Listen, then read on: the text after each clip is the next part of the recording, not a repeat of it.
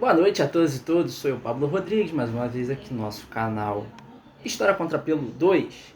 Deixa o like no vídeo, se inscreve no meu canal, estamos aí na meta dos 100 inscritos. Me ajudem a bater essa meta, que coisas melhores virão, tenho certeza, para mim e para vocês, independente de qualquer coisa.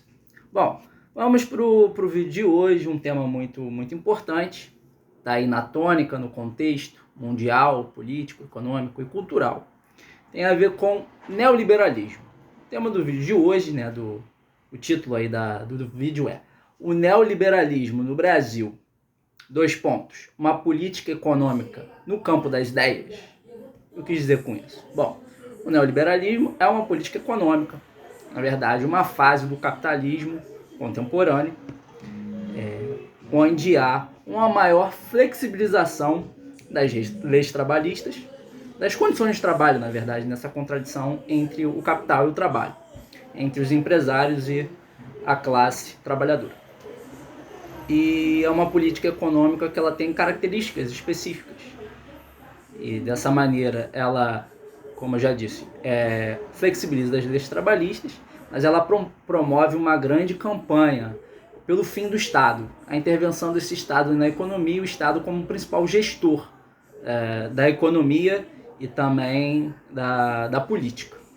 Então, os neoliberais dizem o seguinte, que é necessário acabar com o Estado, naquele que é o principal motor do desenvolvimento econômico do Estado-nação e também aquele que é o principal mediador nessas relações públicas e garantidor dessas políticas públicas.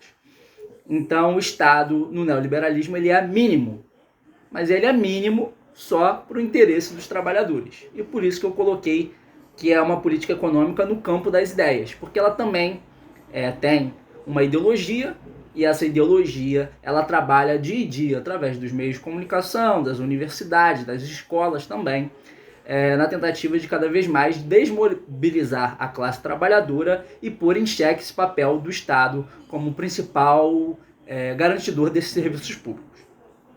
Então, e também acontece que na prática o que os neoliberais defendem não acontece. Então fica muito mais no campo das ideias, né, a essa defesa de um Estado mínimo, porque ele, na prática, ele é máximo. E aí eu vou ler para vocês uma citação de um autor brasileiro que escreveu um livro clássico, tem 2 volumes esse livro, chamado Os Donos do Poder. Dos Donos do Poder 1, tem o primeiro volume e tem o segundo volume. E aí tem uma passagem, não é anacronismo, vou explicar para vocês, que ele fala sobre a economia no Império, durante o Império no Brasil, na década de 40 e 50, que ele dizia e colocava ali o exemplo do Mauá, o Barão de Mauá, depois Visconde de Mauá, que ele foi um empresário, banqueiro, uma personalidade de muito renome no Brasil, que tentou fazer uma indústria no Brasil.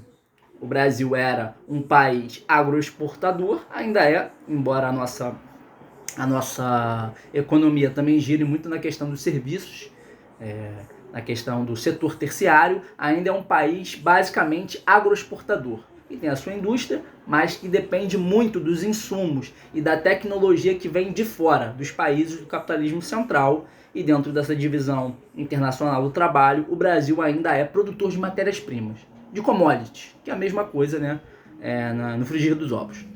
Então, lá o Barão de Mauá era a personalidade que incorporava esse projeto de um empresário brasileiro e que tinha essa função de tentar promover um surto industrial no Brasil, que durante aquela década de 50, depois que você tem a proibição do tráfico negreiro pela Inglaterra, que era a principal potência econômica no século XVIII e no século XIX,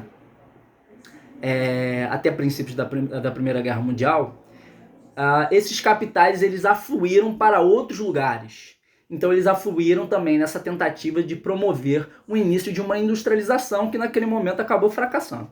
Mas eu vou colocar para vocês aqui a citação e vocês vão entender. Olha lá. O empresário quer a indústria, mas solicita proteção alfandegária e o crédito público. Então, o empresário gostaria de ter uma indústria, de investir nessa industrialização, mas solicita proteção alfandegária, ou seja, na alfândega, lá onde você faz esse comércio exterior, onde há esse comércio de importação e exportação, necessita proteção alfandegária, necessita proteção para os seus produtos, para que não haja concorrência, livre concorrência entre os produtos estrangeiros com os produtos lá brasileiros naquela temporalidade. E necessita também de crédito público, ou seja, necessita de crédito, de dinheiro do Estado para poder gerir essa industrialização e promover esse boom industrial.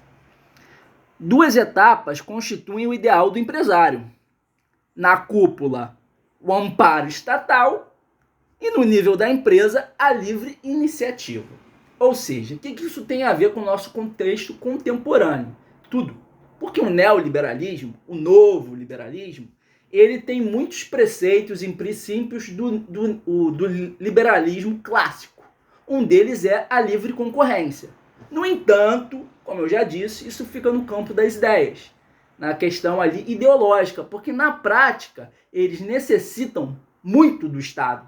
E eu posso dar vários exemplos para vocês. Um deles é isenção fiscal, que tem a ver com essa questão de proteção estatal e de ajuda na questão da proteção também alfandegária. Se você tem isenção fiscal, aquele empresário, ele não vai pagar imposto. Então, para ele, vai baratear os custos de produção, ele pode fazer, né, o que ele bem entende, sem necessariamente retornar para os cofres públicos aquilo que nós, brasileiros, trabalhadores e trabalhadoras, fazemos, que é pagando os nossos impostos. Então, a Ambev, a Coca-Cola, grandes empresas de transporte, de veículos, enfim, todas essas empresas aí não pagam imposto. Muitas delas não pagam imposto. Essa aqui é a verdade. Você tem também a questão de que na livre concorrência, o que acontece? Você tem uma empresa X, ela vai concorrer com uma empresa YW, enfim. Só que, quando há uma fusão de capitais, uma concentração desses capitais e a criação de outras empresas, e essas empresas acabam se fundindo, não existe mais livre concorrência. Existe o quê? Monopólio. E monopólio é o contrário de livre concorrência. São antônimos. Beleza? Tá tranquilo? Tá favorável? É isso aí. E aí fica uma coisa assim, bom, o Estado é mínimo, só que só é mínimo para os direitos sociais, né?